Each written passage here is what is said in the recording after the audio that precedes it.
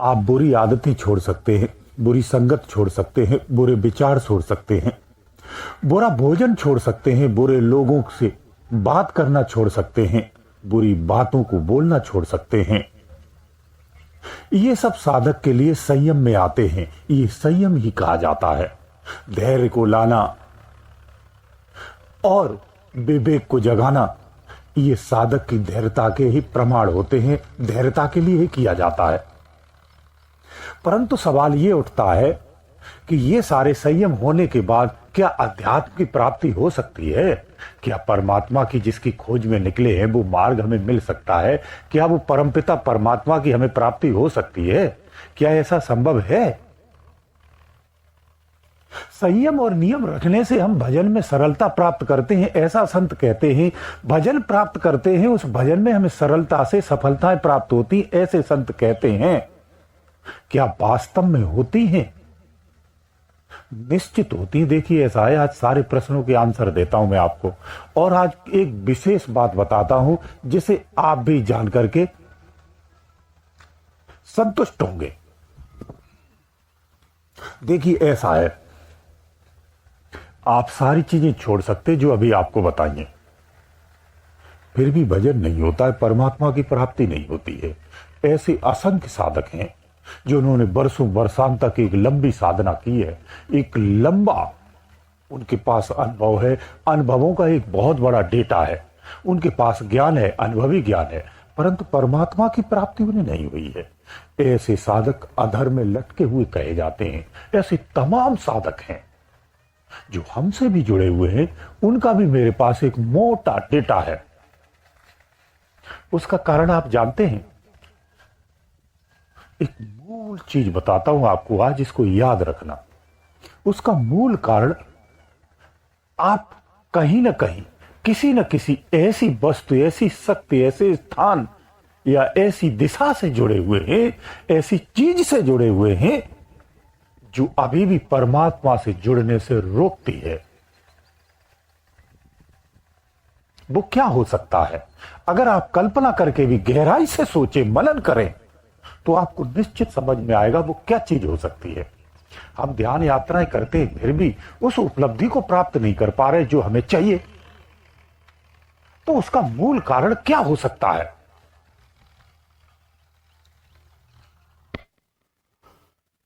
साधना में सफलता का न मिलने का मुख्य कारण आपकी अंतर शक्ति में जो सर्वशक्तिमान है, अति सूक्ष्म है और अति बारीक है, वो आपका ही मन है। ये जो मन है ना, ये अति मलिन है, अति गंदा है, अति नीच है। इतना नीच है कि इससे गिरा हुआ कुछ हो ही नहीं सकता है। पूरी सृष्टि में कोई इतना गिरा हुआ चीज नहीं हो सकता है जितना ये मन होता है। ये मन की मलिनता है। मन इतना स्वयं में मलिन है, इसकी संगत के कारण ही हमारे जीवन में अध्यात्म क्षेत्र की उपलब्धि नहीं मिलती है। अध्यात्म क्षेत्र की तरफ हमारा रुझान ही नहीं होता है। प्रारब्ध का लिए बोझ जो आप जीते ही जन्म जन्मांतर से जीते आ रहे हैं, ये प्रारब्ध का बोझ उत्पन्न करने वाला ये मन ही है। सबसे बड़ा चोर, सबसे बड़ा दुष्ट, पापी, इसके लिए जितने बुरे शब्द कहा जाए, ये सब मन के ही हैं। रहस्य की बात यह है, संसार का हर जीव इसी मन के अधीन है। जो मन हमारे अधीन होना चाहिए था, वो मन अपने अधीन किए हुए है। मन की अधीनता के कारण ही हम साधनाओं से भी भटकते हैं, साधनाओं में अरुचि रखते हैं।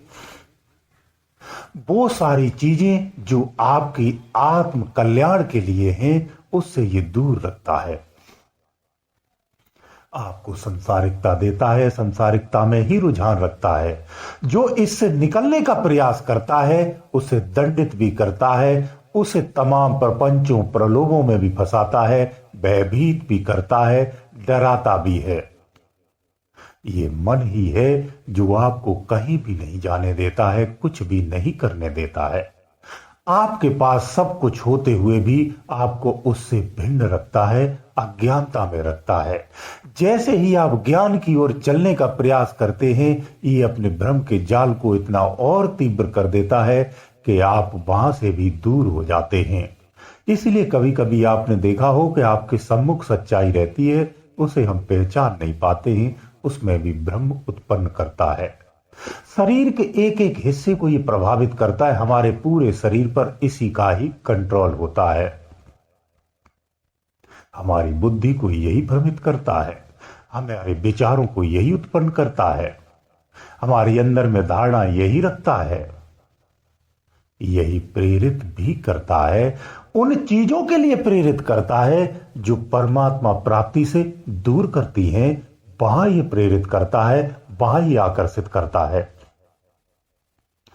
इसकी परत इतनी सूक्ष्म है कि जीव की तीन जो सत्ता है, स्थूल की प्रकृति, सूक्ष्म प्रकृति और कारण प्रकृति, ये तीनों प्रकृति में ये समान रूप से रहता है, बल्कि सूक्ष्म में अति तीव्र और पावरफुल होता है। ये इतनी बारीकी से प्रभावित करता है कि कभी सम्मुख नहीं होता है, जीव इसकी गति को कभी नहीं जान पाता है और इसी की गति में बंधा हुआ होता है। इसलिए आपकी संगत गलत है, आप गलत संगत में फंसे हुए हैं। आपकी संगत पतनकारी है, आपकी संगत विघटनकारी है, आपकी संगत भ्रमकारी है, आपकी संगत गलत है। गलत व्यक्ति से आपकी संगत है, गलत शक्ति से आपकी संगत है। ये संगत आपको नाश के रास्ते पर ले जाती है, भटकाव के रास्ते पर ले जाती है, पतन के मार्ग पर ले जाती है। समस्त जीव इसी मन के अधीन है, इसलिए जीवों की दुर्दशा बनी रहती है। सृष्टि में क्रम ऐसे ही चलता रहता है। वर्तमान में शास्त्र कहता है कि आप जो जीवन जीते हो अपने प्रारब्ध से ही जीते हो। जो वर्तमान की जो स्थितियां परिस्थितियां उत्पन्न होती हैं, चाही अनचाही जो स्थितियां और आपत्तियां जो सम्मुख होती हैं, वो आपका प्रारब्ध ही कारण होता है। प्रारब्ध के बोझ को, प्रारब्ध के इस गठरी को बनाने वाला ये मन ही है, मन ही कारक है। यही आपको ऐसे रास्तों पर प्रेरित करता है कि जहां पर आपको प्रारब्ध की ही गठरी और बढ़ती चली जाती है, कर्म फल का क्षेत्र और विशाल होता चला जाता है, जीव इसी से बंध के रह जाता है। इसलिए इस मन से छुटकारा पाने का सीखो, इस मन से संगत दूर करने की छोड़ो, इस मन की संगत को त्याग दो। इस मन से ही छुटकारा पाना है। सब निश्चित मानिए, मैं यथार्थ सत्य कहता हूं, जिस दिन इस मन से तुम्हारी संगत छूट जाएगी, आपको भजन करने की आवश्यकता नहीं है। परमात्मा सम्मुख होगा, आप सदृश से सब कुछ देखें, क्योंकि परमात्मा पहले से भी आपके सम्मुख ही है, जन्म जन्मांतर से आपके सम्मुख है। ये मन उस मार्ग पर जाने नहीं देता है, उस स्थान की तरफ देखने भी नहीं देता है। कहीं गलती से झांक भी लिया तो इतना भ्रमित करता है, इतना दंडित करता है, इतना ज्यादा क्लेश और तमाम स्थितियों को पैदा कर देता है कि दोबारा उसकी तरफ देखते भी नहीं है। इस मन को पहचानो, यही तुम्हारा शत्रु है, यही दुष्ट है, यही पापी है। इससे बचना सीखो, इससे दूर होना सीखो, इसकी संगत छोड़ दो, तुम्हारा कल्याण हो जाएगा। इतना भी सरलता में कह रहा हूं, इसको भी अगर स्वीकार आप कर लेते हैं तो भी आपका कल्याण होना है।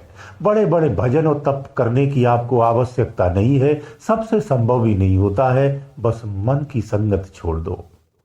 इसको मारने की कही जाती है, मन की तरंग मार दो, बस हो गया भजन। मन की तरंग को ही तो मारना होता है, इसकी गति को ही रोकना होता है, इसकी संगत को छोड़ना होता है। ये जन्म से ही हमें अपने अधीन कर लेता है, इतने सूक्ष्म तरीके से करता है कि हमें इसका एहसास भी नहीं होता है। हम दैनिक नित्य कर्म जो करते हैं ना, जीवन सारा जी जाते हैं, वो सब इसी के अधीन ही तो जीते हैं। सुबह से शाम तक जो सोचते हैं, विचारते हैं, जो कार्य करते हैं, जो प्रेरणा मिलती है, ये सब मन के अधीन से ही होता है। मन हमेशा अपने अनुसार ही आपको चलाता है, आप उसी के अधीन होकर के रहते हैं। आपको पता भी नहीं होता है कि आप अपना जीवन गुलामी में जी रहे हैं। आप ऐसी गुलामी में जी रहे हैं जिस शासक को आप जानते भी नहीं, आपके सम्मुख भी नहीं होता है। वो पर्दे के पीछे से रह करके आपके अपना गुलाम बना रखा है, आपको स्वतंत्र नहीं होने देता है। इसी मन के अंदर में ही काल निरंजन का वास है, इसीलिए आप जन्म मरण के अधीन रहते हो। मैं कुछ चीजें बीच बीच में शॉर्ट में अर्थात सत्य को बताने का बात कह रहा हूं। ये रहस्यमय चीजें हैं जिन्हें गहराई में उतरने पर ही आप सदृश देखते हैं, स्पष्ट देखते हैं। ये कोई वक्तव्य नहीं है, कोई भाषण नहीं है, कोई प्रवचन नहीं है, कोई सत्संग नहीं है जो मैं आपको सुना करके कल्याण कर दूंगा। ये वो सत्य है जिस पर आप चल करके देखिए। मैं प्रेरणा स्रोत कहता हूं, अंदर में एक बार चल करके देखिए। जिन बातों को अभी आप सुन रहे हैं ये सब यथार्थ सत्य हैं। जब आप अंदर में जाते हो तो ये सब सदृश मिलता है, कोई बताता नहीं, आप स्वयं से देखते हैं। इतना पावरफुल और सक्षम हो जाते हैं।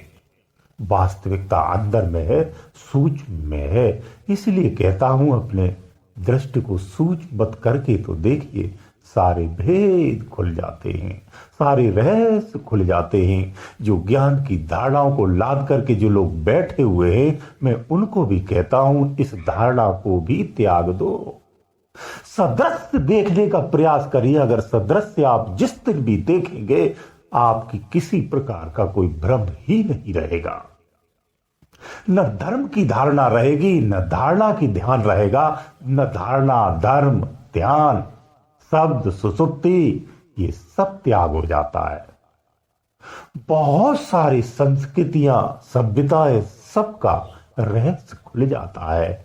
इसलिए सदृश्य देखो, सदृश्य पर ही विश्वास करो, कहीं सुनी पर मत जाओ। कहीं सुनी बातों पर रहोगे तो आप एक धारणा को बांध करके अंधविश्वास में ही जियोगे। इस तरह का जीवन व्यर्थ है। आप अध्यात्म में आकर के अध्यात्म की धारणाओं को रख लेते हैं तो भी तो आप भ्रमित ही तो हैं। इससे परमात्मा की प्राप्ति तो नहीं होनी है, इससे आत्मज्ञान की जागृति तो नहीं होनी है। फिजिकल चलना पड़ता है। जब तक आप फिजिकल नहीं चलेंगे, वास्तविकता को नहीं जानेंगे। यही यथार्थ सत्य है। गुरुदेव दयालु।